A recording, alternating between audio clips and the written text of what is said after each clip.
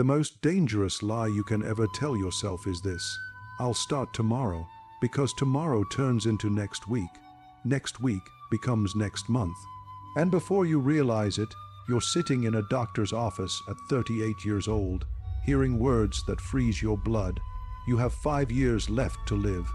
Kenji Yamamoto heard those exact words on a Tuesday morning in Tokyo. 5 years, maybe less if he was unlucky. His body was destroying itself from the inside out, not from cancer, not from some tragic accident, from choices. 15 years of small, seemingly harmless choices that added up to a death sentence. Family Mart fried chicken, strong zero alcohol every single night. Convenience store lunch boxes eaten at his desk while working 14-hour days. One small compromise after another, stacking up like invisible weights until at 38 years old, he weighed 290 pounds and couldn't remember what his body felt like before everything hurt all the time. Type 2 diabetes, fatty liver disease, blood pressure so dangerously high he could have a stroke at any moment. The doctor's words echoed in his head like a prison sentence. He had tried to change before. God knows he tried. Gym memberships that went unused after a week, crash diets that lasted 3 days, promises to quit drinking that broke by sunset. Every attempt followed the same painful pattern: massive motivation on day 1, complete collapse by day 7.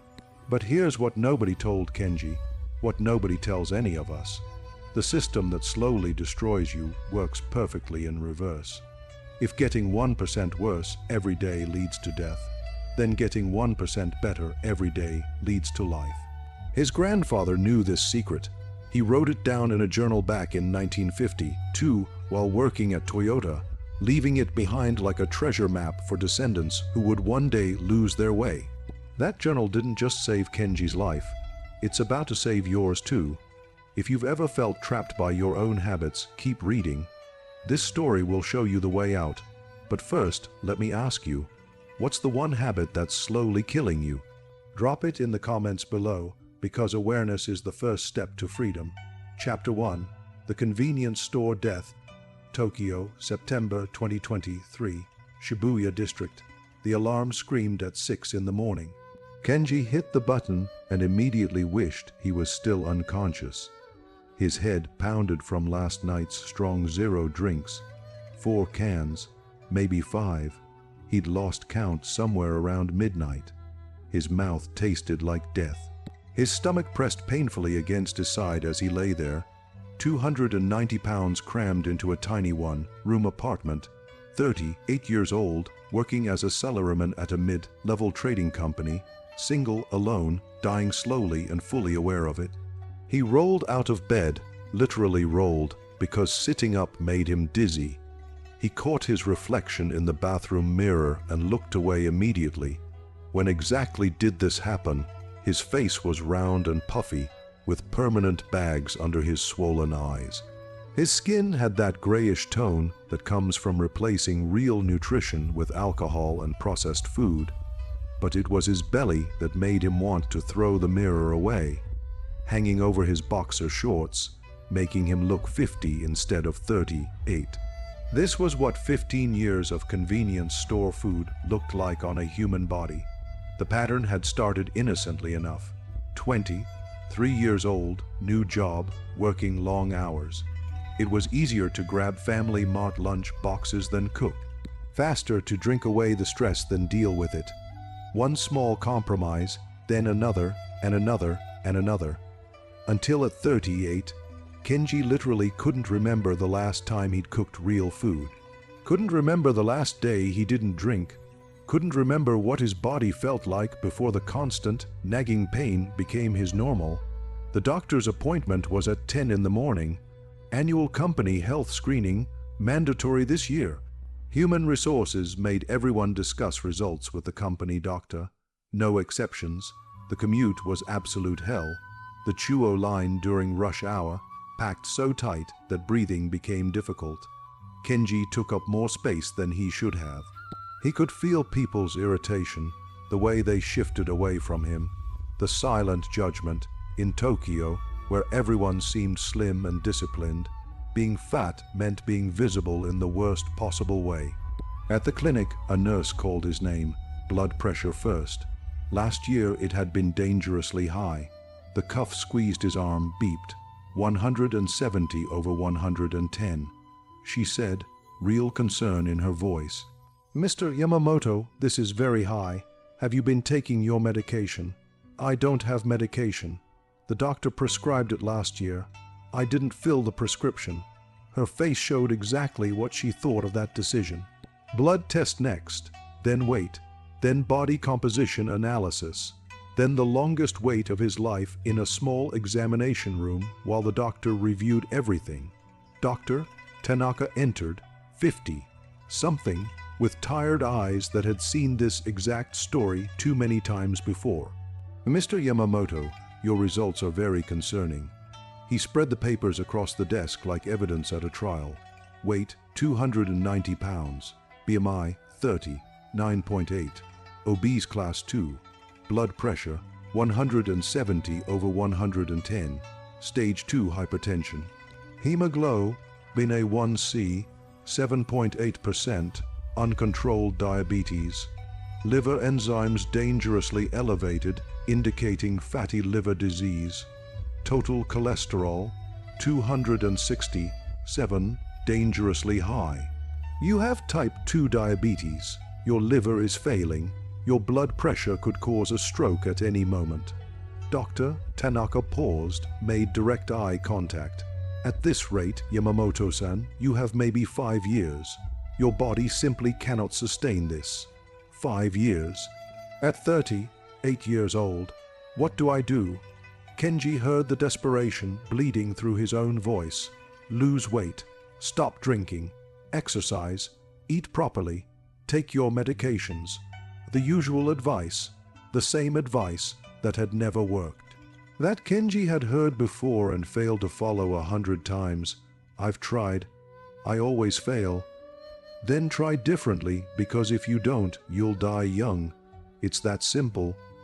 After the appointment, Kenji walked Tokyo's crowded streets in a complete daze. 5 years, the words kept echoing in his head like a funeral bell. He found himself standing in front of Family Mart, his daily stop, the place that had been slowly killing him for 15 years. But now, standing there, he couldn't walk in, couldn't buy the fried chicken and strong zero that would speed up the countdown to 5 years. But he also couldn't not go in, because what else was there? Cooking required energy he didn't have. Sobriety meant facing thoughts he couldn't bear. Change required willpower that ran out after one day. His phone rang. His grandmother, Kenji. Kun, I haven't heard from you in weeks. Are you okay? He couldn't say it. Couldn't admit he was dying at 30. Ate from his own choices. Not really, Obachan. Silence on the other end. Then, come visit me this Sunday. I have something that might help. What is it? Your grandfather's journal, from when he worked at Toyota before he got sick. He wrote about something called Kaizen. I think you need to read it. Kenji had heard the word before. Continuous improvement. Some factory philosophy. A factory system won't fix my life, Obachan. Maybe not, but your grandfather used it to quit smoking after 30 years, used it to lose 45 pounds, used it to change everything when he thought it was too late. Just come read it, then decide. That night, Kenji stood in his apartment surrounded by evidence of his slow suicide. Empty strong zero cans, Family Mart wrappers, unwashed dishes, unchanged clothes, the physical manifestation of 15 years of bad choices. And somewhere in all that mess, a question formed in his mind. What if the doctor was wrong? What if 5 years wasn't fixed? What if there was a way out? Not through dramatic transformation that never worked, but through something else entirely. He would find out on Sunday. Have you ever received news that shook you to your core? A moment that made you realize change wasn't optional anymore? Share your wake-up call in the comments. Sometimes putting it into words is the first step toward transformation. Chapter 2. The Grandfather's Secret Path, Sunday. His grandmother's house in Saitama. The train took 2 hours. Kenji bought 3 rice balls at the station and ate them all before reaching Shinjuku. By the time he arrived at his grandmother's traditional Japanese house, he was hungry again. That's what junk food did to you, never satisfied, always wanting more. She opened the door, 87 years old, tiny but with sharp eyes that missed absolutely nothing. Kenji, Kun, you look. She didn't finish the sentence. They both knew. Inside, she brought green tea and a small wooden box. She opened it carefully to reveal a worn leather journal. The cover read, Yamamoto Takeshi, 1952, your grandfather. She said softly, worked at Toyota after the war. Japan was destroyed back then. Companies were failing everywhere, but Toyota had this new philosophy called Kaizen, continuous improvement. Your grandfather learned it there, and he used it to change his entire life. She handed Kenji the journal with both hands, like it was sacred. He was like you once, smoking 2 packs every day, overweight, drinking too much, stressed from work. At 50 years old, his doctor said the exact same thing yours said, change or die. But your grandfather discovered something at Toyota that saved him. Not willpower, not motivation, a system. He wrote everything in this journal. Kenji opened to the first page. The handwriting was precise and careful. Tokyo, 1952. I am 50 years old. The doctor tells me I have heart disease, that I must change everything immediately, stop smoking, lose weight, exercise. I have tried this before many times. Always failed, because change everything is impossible. The human mind naturally resists complete transformation. But at Toyota, I learned something different, something that saved the company after the war, something that might save me now. Kaizen, continuous improvement, not big changes, small changes, so small they don't trigger the mind's resistance. 1% better every day, that's all. Today, I will smoke 1 fewer cigarette than yesterday. Not quit entirely, not go from 2 packs to 0, just 1 fewer, tomorrow 1 fewer again. This feels ridiculous, meaningless. What is 1 cigarette out of 40? But the Toyota engineers taught me something. 1% improvement, compounded daily, equals 37 times improvement in 1 year. Not 37%, 37 times. This is not about motivation. This is mathematics. If you are reading this, perhaps my son, perhaps my grandson, and you are in crisis like I was, know this. Dramatic change always fails. Micro change succeeds. Start with 1% today. Kenji read it 3 times, his grandfather at 50, facing death, discovering this system. Did it work? He asked quietly. Look at the last entry. His grandmother said. Kenji flipped to the end of the journal. Tokyo, 1953, 1 year, 360, 5 days of 1% improvements. I quit smoking completely, lost 40 pounds, blood pressure normal, heart disease reversed. The doctor says I added 20 years to my life. Not through heroic effort, through daily 1% changes so small I barely noticed them individually, but compounded, everything changed. This is Kaizen. This saved my life. If you are reading this and need saving, start with 1%. Today, his grandfather lived to 82, 32 years after the doctor said he'd die within 5. Obachan, how do I start? Same way he did. Choose 1 bad habit, reduce it by 1%, just 1. That's all you do today. Which habit? The easiest one, the one you can definitely do, because success matters more than the size of change. Kenji thought about his habits. Family Mart fried chicken every dinner, Strong Zero every night, at least 4 cans. Convenience store breakfast every morning. No exercise, no cooking, no vegetables. Where did he even start? The Strong Zero, he said. Last night I drank 4 cans. Tonight I'll drink 3. Just 3. Just 3. 1 fewer. 1% better. His grandmother smiled. Then you've already begun. Take the journal. Read 1 entry each night. Follow his system exactly. And remember, your grandfather was 50 when he started. You're 38. You have more time to compound the improvements. On the train ride back, Kenji read more entries. Each one detailed a small change. Each one explained why it worked. Each one emphasized the same principle, 1% every day, no exceptions. That night, standing in his apartment with 4 cans of Strong Zero in his hands, Kenji put one back in the refrigerator. 3 cans only, one fewer than usual, barely noticeable.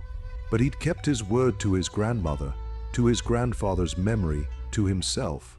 Day 1 of 1% improvement had begun. Here's your challenge. Don't try to change everything tomorrow. Pick one thing, the smallest thing, so small it feels almost stupid. Then do it tomorrow, just tomorrow. Comment below what your 1% will be. Let's start this journey together. Chapter 3, The Microscopic Discipline, Week 1. September 2023. The journal entry for day 2 was crystal clear. The second day is when most people add too much too fast. They feel good from day 1, success, and think if 1% works, 10% works better. Wrong. Resistance activates at 10%. You burn out. You quit. Day 2. Keep the same 1% you started. Nothing more. Build the habit of consistency before building the size of change.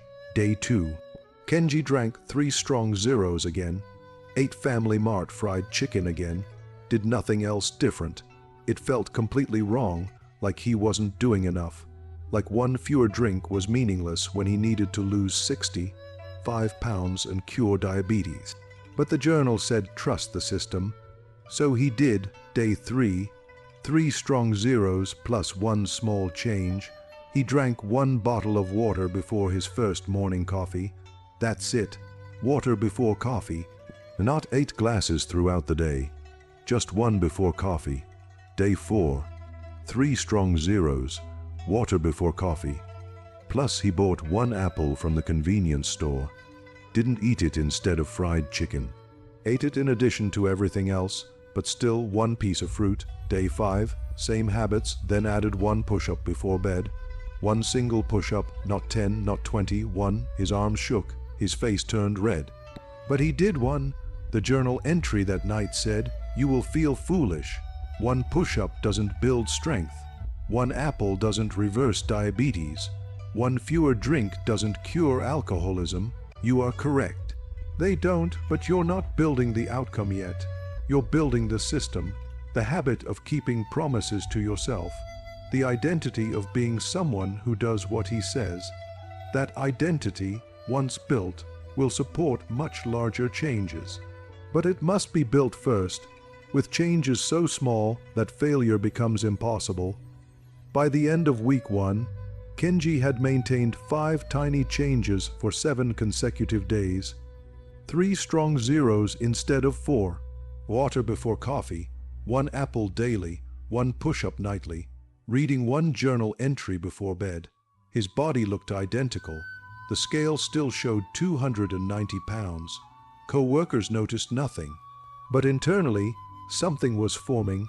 A structure made of kept micro promises. Week 1 is the foundation. It's not about results yet. It's about proving to yourself that you can keep a promise. How's your 1% going? Update us in the comments. Accountability is powerful.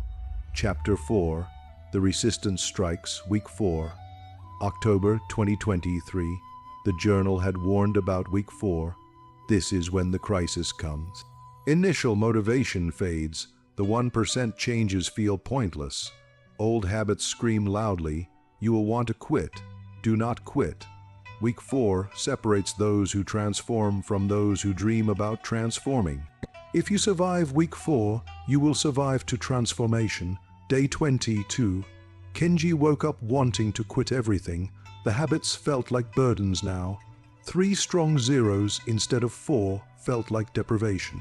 1 apple felt like performance art. Water before coffee felt like meaningless ritual. And for what? 3 weeks in, he still looked exactly the same.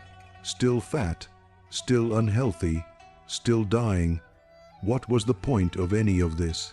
He skipped the water that morning, went straight to coffee, felt guilty immediately but rationalized it. It's just water, doesn't really matter. At work, he bought fried chicken for lunch, not from Family Mart either, from the actual fast food restaurant that had even more calories. And he ate all of it. If he was dying anyway, might as well enjoy the ride. By evening, he stood in his apartment with 4 strong zero cans in his hands, ready to drink every single one, ready to prove that he'd been right all along. He couldn't change, would never change, was destined to die at 43, just like the doctor predicted. Then his phone rang. Kenji, Kun, how is the Kaizen going? I'm struggling, Obachan. Week 4. How did you know? Your grandfather wrote about it. Week 4 almost killed him too. Let me read you something. He heard pages turning, then his grandmother's voice reading from the journal. Week 4. I wanted to smoke an entire pack just to prove to myself that this was all pointless, that I'd always be a smoker. But then I realized something important. The urge to quit proves the system is actually working. My brain is fighting because it knows real change is happening. Resistance only activates when transformation threatens the comfortable status quo. So I made one choice. I didn't try to maintain all my changes, just one, the smallest one fewer cigarette than yesterday. I kept that one promise, that's all, and by keeping one, the others felt possible again. If you are in week 4, do this. Choose your smallest change, keep only that one today. Tomorrow, add the others back. But today, prove you can keep one promise even when everything feels impossible. Kenji, Kun, his grandmother said gently, what's your smallest change? The water before coffee. Can you do just that right now? Kenji looked toward the kitchen. He walked over, filled a glass with water, and drank it before making his evening coffee. One kept promise, then he thought, I already did that. May as well do the push-up. One push-up, arms shaking, but he did it. Then, I already did 2 things. May as well skip the 4th strong zero. By the time he went to bed, he'd maintained all 5 habits. Not because he desperately wanted to, because he'd proven with the water that he could keep one promise, and 1 led to 2, 2 led to 5. Week 4 survived. The journal entry that night said, the day you almost quit, but didn't. That's the day transformation became inevitable, because you proved you can recover. That failure isn't permanent. That one broken promise doesn't justify complete surrender. This is the difference between those who change and those who stay the same. Not perfection, recovery. Week 4 will test you. It tests everyone. When it comes, remember, just keep one promise, just one, the smallest one. That's enough. Have you hit your week 4 yet? Tell us how you push through. Chapter 5, The Compound Effect begins week 12, December 2023, 3 months, 90 days of 1% improvements, weight 270, 9 pounds, 11 pounds lost. Not dramatic, but undeniably real. More importantly, the habits had evolved naturally. Kenji now drank 2 strong zeros on weekends only, used to be 4 every single night. He drank water before every meal now, not just morning coffee. Ate 1 piece of fruit daily, completely automatic. Did 10 push-ups every night, started at 1. Walked 15 minutes after dinner, added in week 8. Cooked 1 real meal per week, started week 10. None of these felt hard anymore. They'd become automatic, woven into the fabric of who he was. Not things he did, things he was. At work, a colleague noticed, Yamamoto-san, you look different somehow. Have you lost weight? A little, just small changes. He didn't explain Kaizen. Didn't mention 1% improvements. The system was private, personal, not performed for others' approval. Week 12 was also when something unexpected happened. He stopped wanting strong zero the way he used to. Not consciously, not through grinding willpower, but his body, after 3 months of reduced alcohol, simply no longer craved it the same way. 2 cans on Friday felt like enough. Sometimes he only wanted 1. His identity had shifted. He wasn't trying not to drink. He was someone who drank moderately, different identity, different behavior, no effort required. The journal entry for week 12 said, by 3 months, you will notice the compound effect beginning. Changes that felt impossible in week 1 now feel natural. This is not because you built willpower, it's because you built identity. Every 1% improvement is a vote for the type of person you're becoming. After 90 votes, that person starts to feel real. You're not someone trying to be healthy. You're someone who is becoming healthy. This shift from trying to being is when transformation accelerates exponentially. 3 months might seem like forever when you start, but it passes faster than you think.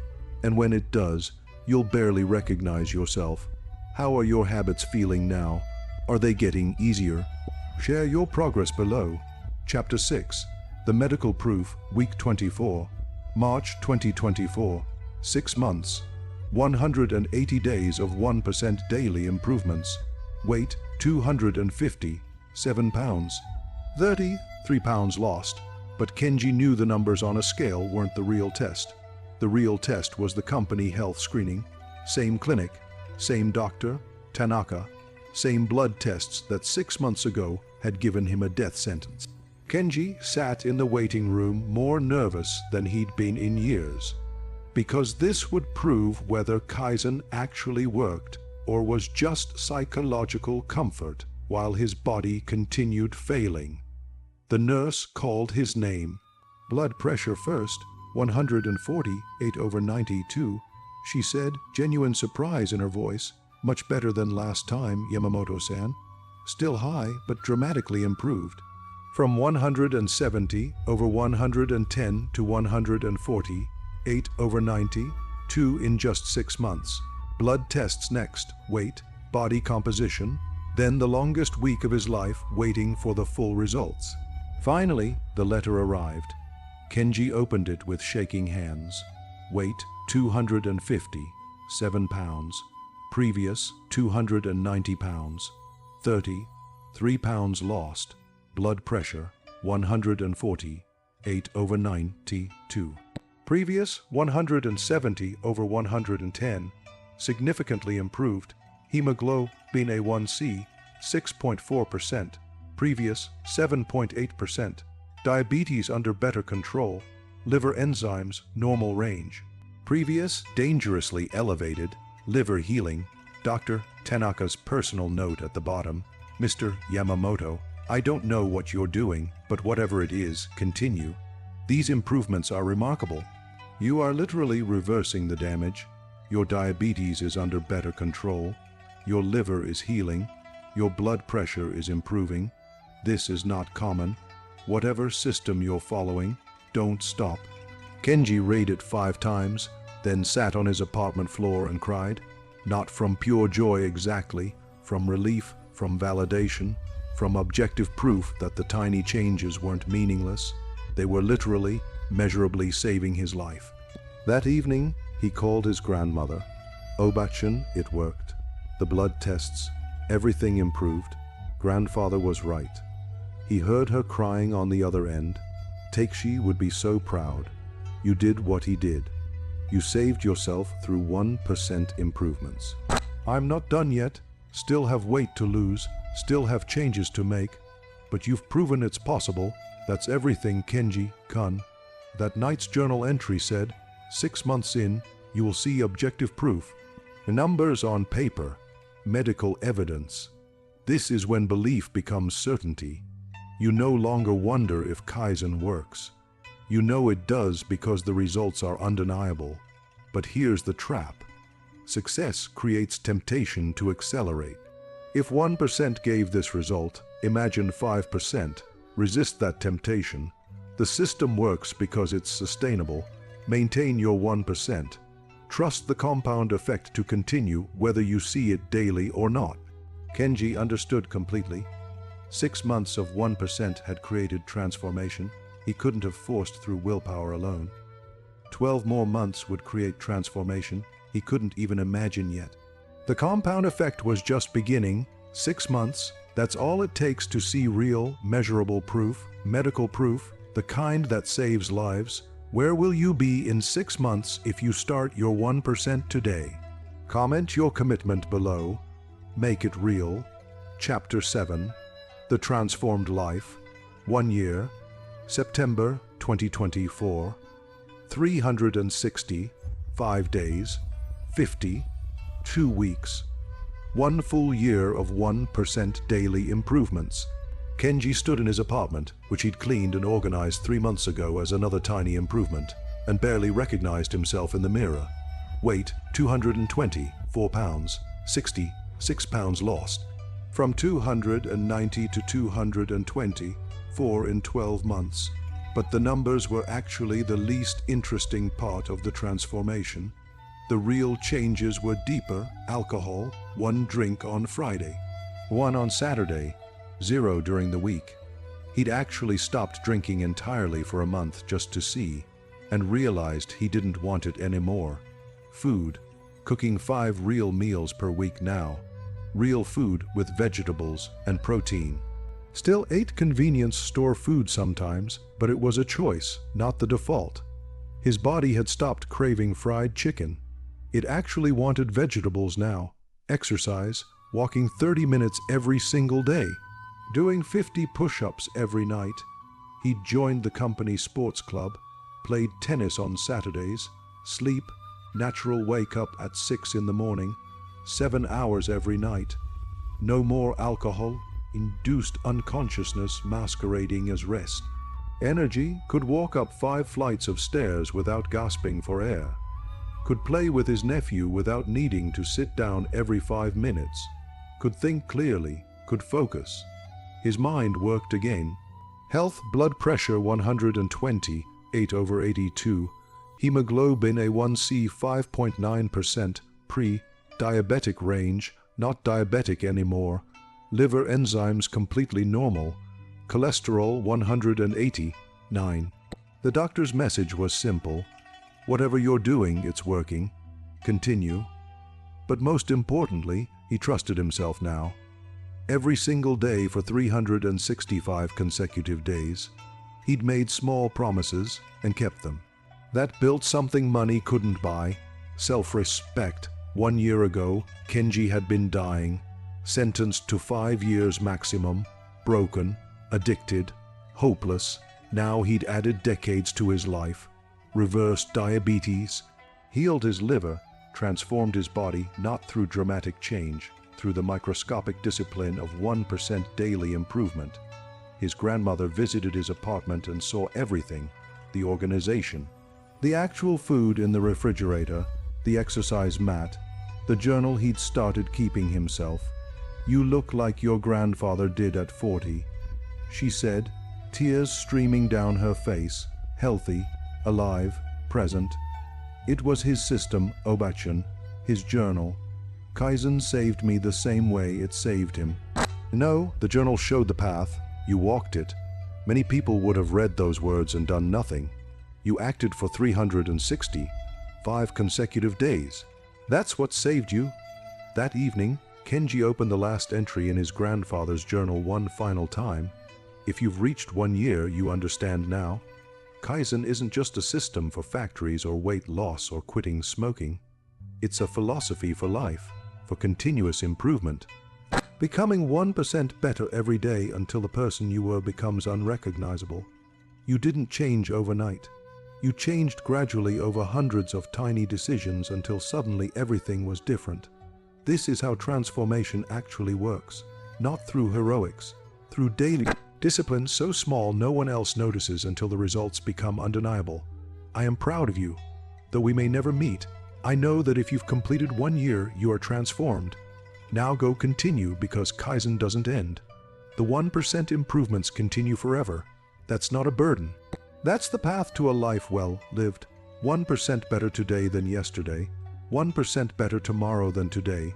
Forever, this is the way. Kenji closed his grandfather's journal and opened his own, the one he'd been writing in for 6 months, recording his journey, his lessons, his transformation for future reference, for accountability. And maybe one day for someone else who needed these words the way he needed his grandfather's. He wrote, "1 year ago I was dying, now I'm living. Not because I made dramatic changes, because I made microscopic ones, sustained daily with mechanical consistency. This is Kaizen, this is the way. 1% every day forever, your turn. The 1% challenge, now it's your turn. You've read Kenji's story, you've seen the proof, you understand the system. The question is, will you start? Not tomorrow, today. Choose one habit, smallest one possible. So small it feels ridiculous. So small it seems like it won't make any difference at all. 1 glass of water in the morning, 5 push-ups before bed, 1 minute of meditation, 1 page from a book, anything. But it has to be so small that you cannot use any excuse not to do it. Then do it for 2 weeks. Don't try to add anything else. Don't try to speed things up. Just do this one small thing every single day for 14 days. When you reach day 14, you will have proven something to yourself. Not that you can lose weight or quit smoking or change your life completely, but that you can keep a promise to yourself. And that proof is the only thing you really need. Because when you know you can keep a small promise, you know you can keep any promise. Then you add another small change, then another, and before you realize it, you're a different person, not because you tried to change, because you built a new identity, one microscopic choice at a time. Kenji took 1 year, maybe it will take you 18 months, maybe 2 years, it doesn't matter at all, because time will pass anyway.